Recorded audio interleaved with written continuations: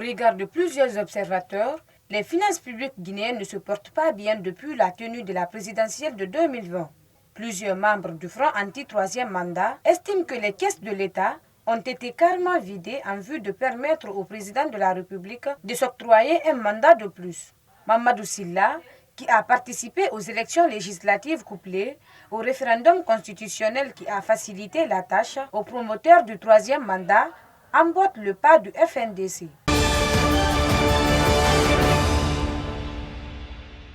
Après avoir passé pendant plus de 5 ans en exil, Ousmane Tiangalba est revenu sur l'affaire relative à l'assassinat du journaliste Mohamed Koula Diallo, tué devant le siège de l'Union des forces démocratiques de Guinée, UFDG.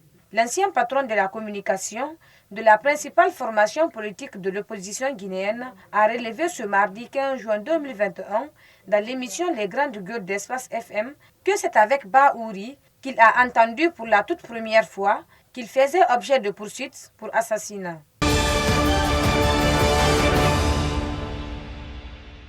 Mamadou Alpha Diallo, activiste et président de l'association des blogueurs de Guinée Ablogui, a été reconnu coupable d'outrage à l'agent de la police routière par le tribunal de première instance de Dixine avant d'être condamné au paiement d'une amende de 500 000 francs guinéens.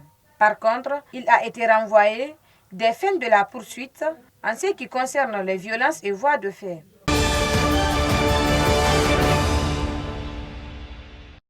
Définitivement acquitté par la Cour pénale internationale le 31 mars dernier, l'ancien président ivoirien Laurent Gbagbo rentre à Abidjan jeudi 17 juin après 10 ans d'absence. Il y retrouvera Alassane Ouattara, son adversaire de longue date, au parcours très différent du sien. Portrait croisé de deux acteurs majeurs de la Côte d'Ivoire, post-Houphouët-Boigny.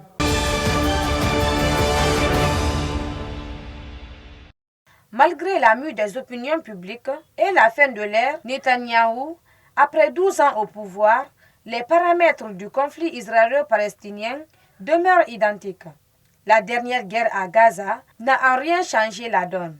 C'est un événement et une nouvelle a eu lieu récemment. Plus de 4300 roquettes ont été tirées en 11 jours de la bande de Gaza de façon indiscriminée vers les zones d'habitation civile israéliennes. L'armée, elle, dit avoir frappé 1500 cibles dites militaires attribuées aux fonctions palestiniennes.